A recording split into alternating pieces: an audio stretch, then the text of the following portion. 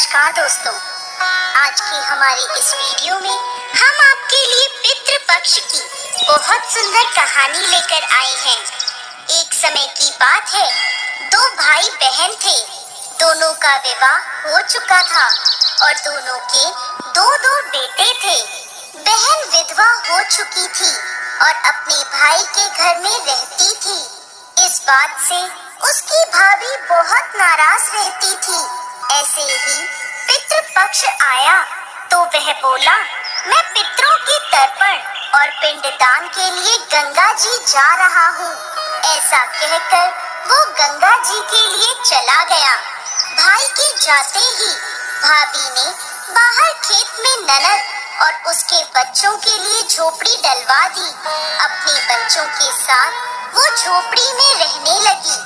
सुबह शाम भाई के घर जाकर घर का सारा काम कर आती थी। बदले में भाभी बचा कुचा उसे खाने को दे देती थी।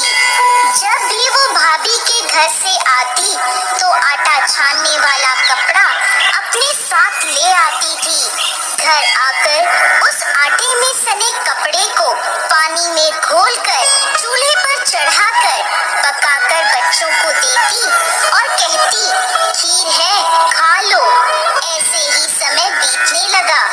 एक बार भाभी ने उसे वो कपड़ा ले जाते देख लिया तो बोली, बाई जी, आटा छानने का कपड़ा कहाँ ले जा रही हो? इसे यहीं छोड़कर जाया करो। उसने वैसे ही किया। उस दिन भाभी ने उसे बचा कुचा भोजन भी नहीं दिया और बोली, कल आपकी माँ का श्राद्ध है, बिना बुलाए तो आना मत। हाँ, आंगन में लगा ये पीपल का पेड़ अगर अपनी जगह से हिले तो आ जाना। ये सुनकर वो बहुत दुखी हुई और रोती रोती अपने घर चली गई। घर पहुंची तो बच्चे बोले, माँ, भूख लगी है, कुछ खाने को दो। वह बच्चों को बोली, बेटा, आज हम सबका उपवास है, भूखे ही सो जाओ। अगले दिन बच्चे बोले, माँ, मामी ने कहा था कि आज नानी का श्राद्ध है, तो चलो वहाँ चलते हैं। तो वह बोली, बेटा, मामी ने कहा था कि आंगन का पीपल का पेड़ अगर अपनी जगह से हिले तो आ जाना। तुम बताओ, कभी पेड़ हिलता है? पत्ते हिलते हैं, टहनियाँ हिलती हैं, कभी पेड़ को हिलते देखा है? उसने बच्चों को समझाया कि बिना बुलाए नहीं जाना चाहिए। शाम हुई तो उसके भतीजे आए और बोले, बुआ, माँ ने भोजन भेजा है। उसने देखा तो भोजन के नाम पर 2 सूखी रोटियों के ऊपर थोड़े से चावल रखे थे। यह देखकर उसे बहुत क्रोध आया और अपने बच्चों से बोली, इसे झोपड़ी के ऊपर फेंक दो। और वो भूखे ही अपने बच्चों को लेकर सो गई। सारी रात गंगा माँ को याद करती रही और बोली, हे माँ गंगा, मेरे भाई की रक्षा करना, वो हमारी रक्षा करेगा। अगले दिन भाभी आई और बोली, बाई जी, कल तुम्हारे पिता का श्राद्ध है, बिना बुलाए आना मत, लेकिन आंगन का पीपल का पेड़ हिले तो आ जाना। अगले दिन भी वो भाभी के घर भोजन के लिए नहीं गई। शाम को फिर उसके भतीजे आए और 2 सूखी रोटियां चावल के साथ दे गए। उसने फिर वह रोटी और चावल झोपड़ी के ऊपर फिकवा दिए और भूखी ही बच्चों को लेकर सो गई और सारी रात रोती रही, माँ गंगा से प्रार्थना करती रही। इसी तरह पितृपक्ष के 16 दिन बीत गए और उसका भाई वापस आया तो उसने देखा उसके घर के आंगन में कीचड़ ही कीचड़ भरा है। वो अपनी पत्नी से पूछने लगा, ये कैसा कीचड़ है? मेरी बहन और भांजे कहाँ हैं?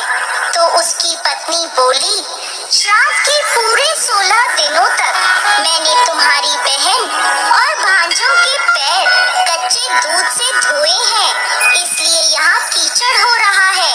तुम्हारे पीछे से मैंने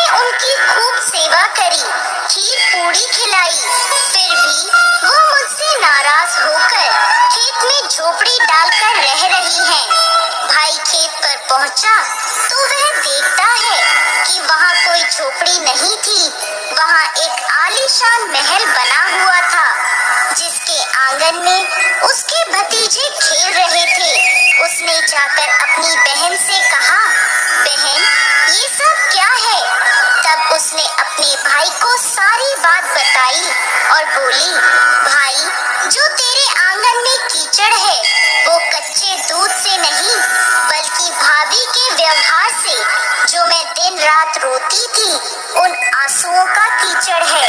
माता पिता के श्राद्ध पर भाभी ने कहा, पीपल का पेड़ हिले तो आ जाना, बिना बुलाए मत आना। पीपल का पेड़ हिला नहीं तो हम गए नहीं। और शाम को उन्होंने 2 रोटी और चावल भिजवाए, जिसे गुस्से में मैंने झोपड़ी के ऊपर फेंक दिया। माता पिता के आशीर्वाद तेरे साथ और गंगा मैया की कृपा से ये सूखी रोटियां सोने में और चावल हीरे मोतियों में बदल गए, जिसके प्रभाव से ये सब हुआ है। भाई ने अपनी बहन से अपनी पत्नी की गलती की माफी मांगी और घर चलने को कहा। तब बहन बोली, भाई, गंगा मैया ने तेरी रक्षा करी, तू हमारी रक्षा करेगा, लेकिन अब हम यहीं रहेंगे। ये सुनकर भाई ने अपने माता पिता को याद किया और बोला, मेरे पितरों, जैसे मेरी बहन और भांजों की रक्षा करी, उनके दुख काटे, वैसे सबके काटना, सबकी रक्षा करना। कहानी को कहने वाले, सुनने वाले और हुंकार भरने वाले सब पर कृपा करना।